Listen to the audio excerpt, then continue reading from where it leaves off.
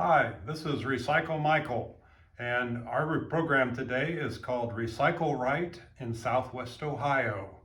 I live in Centerville, Ohio, which is a suburb of Dayton and also part of Montgomery County. And so everybody in Montgomery County and also Southwestern Ohio take their recyclers to Rumpke. So here's Rumpke's website, rumpke.com. We're going to be talking about them. If you would go to recycling acceptable items, it'll give you a reference point of some of the things we're talking about. And so there are posters available that Rumpke puts out, and they put them on their trash cans and refrigerators, but there are a lot of questions. I've done a lot of presentations, and people always have questions about if this is acceptable or that's acceptable. That's what this program is all about.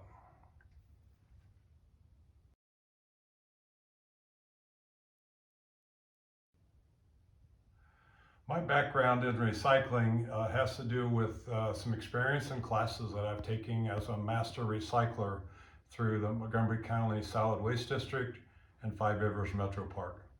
So I've been on this journey for about 10 years, and my wife and I have been able to live very close to a zero waste lifestyle. And so I've also been doing presentations for other groups, and we are able to, in our family, go about 2 years without emptying a landfill trash can. And so here's my trash can for after 8 months.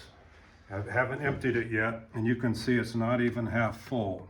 So I think we're well on our way to going at least another 2 years without emptying trash. And I tell you this because we figured out how to reuse and reduce waste through the years, and I want to give you a jump start and so that you can do the same. The biggest myth and misnomer that people have about recycling is that if an item has a symbol on it, has this chasing arrow symbol, triangle, they think that it's acceptable as recycling in their area, but that's not true. Each recycling area has different things that they do take for recycling. We're lucky in our area that Rumpke is a very good recycler, one of the best in the country for reusing and finding ways to make markets for the materials that they receive. The system of recycling that we use in our area is called single stream recycling or co-mingled cycling. What that means is that items can be mixed and do not need to be separated. They're all separated at the Rumpke recycling plant. And the other thing that they don't want is for things to be bagged, put into bags. They want everything to be loose. And they especially don't want plastic bags at the recycling center because it gets tangled up in the rollers of their machinery and in their conveyor. So don't bag your items and don't put any plastic bags in your recycling of any type. So one of the first items is glass. Any color glass is acceptable. And glass can be used and recycled over and over again. It can be remade back into glass items over and over again of any color. If it has a lid on it, remove the lid, and that will be recycled with a magnet, picked up with a magnet as steel. And then you can put your container straight in there. And if you have a choice of buying something like peanut butter in either a glass container or a plastic container, since glass is 100% recycled and plastic is downcycled and made into something of lesser value, it's a better choice environmentally to choose glass. And what they do at the Rumpke Recycling Center with glass is they break glass up into chunks like this. They roll it and break it and tumble it until it becomes fine sand. And then they separate the sand by color and sell that material back to people who make bottles and people who make insulation, like a company called John Mansfield. And they make to help insulate our homes. So all this is very valuable. They can't get enough of it, and they have a state-of-the-art plant for processing glass in our area. The next material we'll talk about is paper and cardboard. So almost any kind of paper products, newspaper, graph paper, notebook paper, junk mail, cardboard that food comes in of all types, pizza boxes, if they're clean. If they're greasy, you can tear out the greasy part and recycle the clean part. Magazines, more junk mail, containers that food have come in, as long as they're paper, cardboard, and they're relatively clean. Cardboard boxes, they really like it if we would collapse these and break them down. And it saves space in your recycling bin too, so you don't have to empty it so often. And even paper cups of all sizes, even though there's a thin layer of plastic on there, they figured out a way to recycle that paper. Orange juice container is acceptable, even with a plastic liner. Ice cream cardboard is acceptable.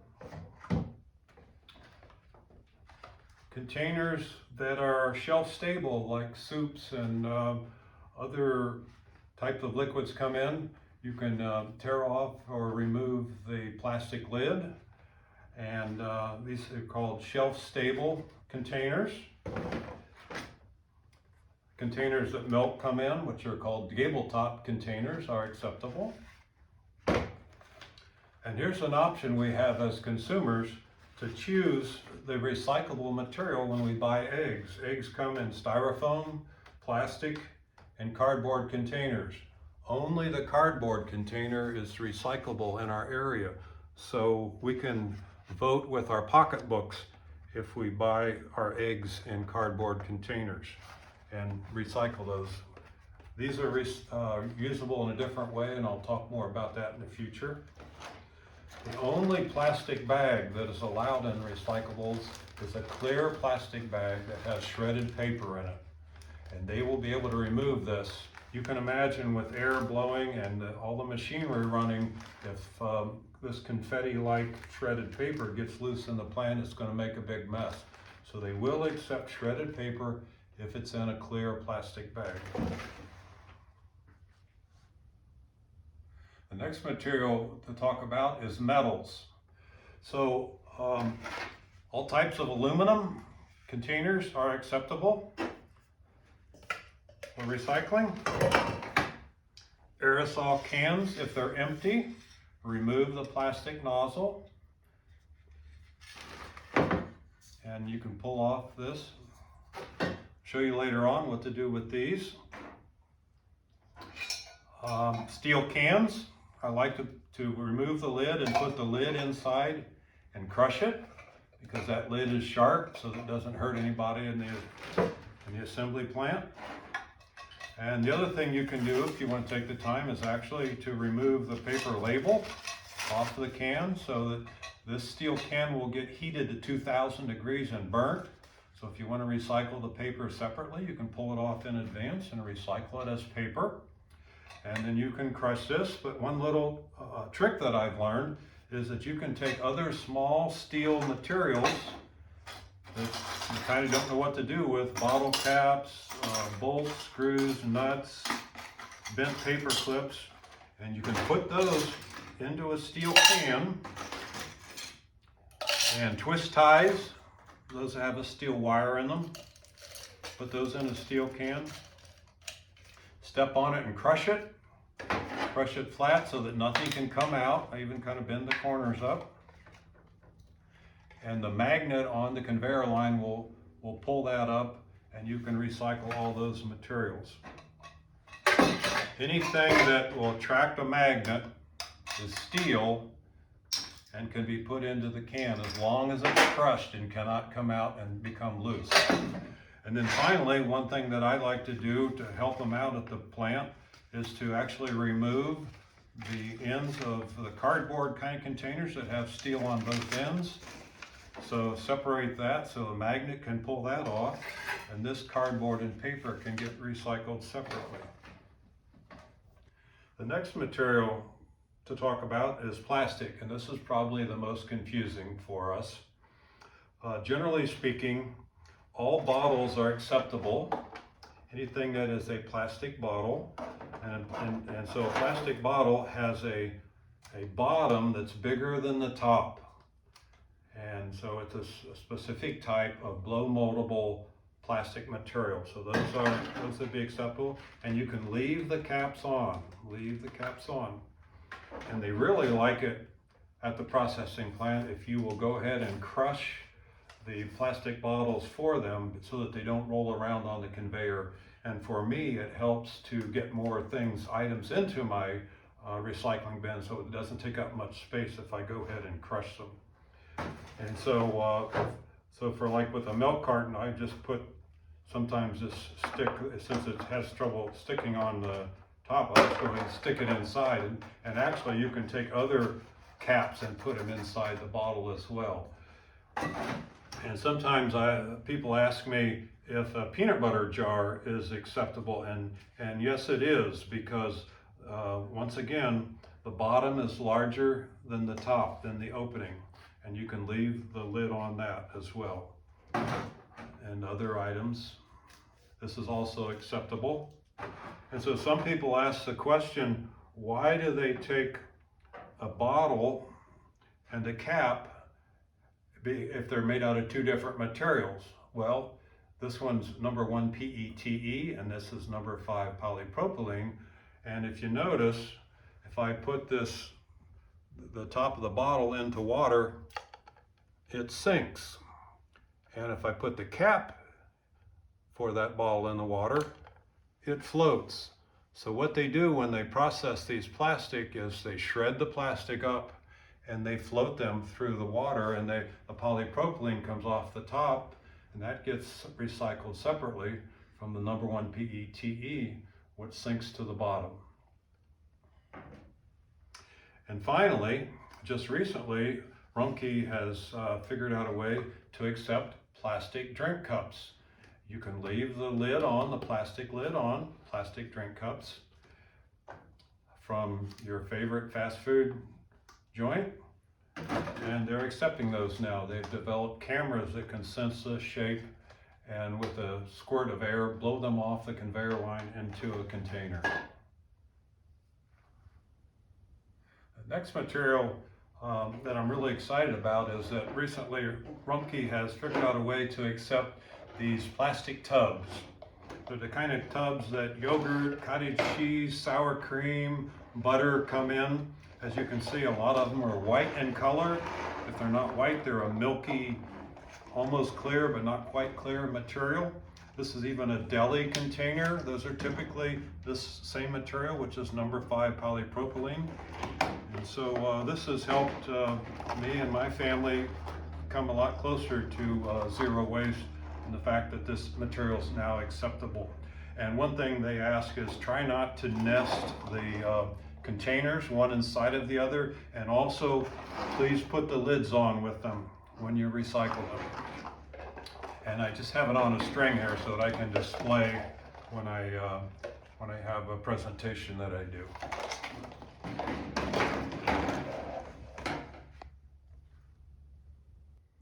So finally, I'd like to talk about the materials that are not acceptable in recycling.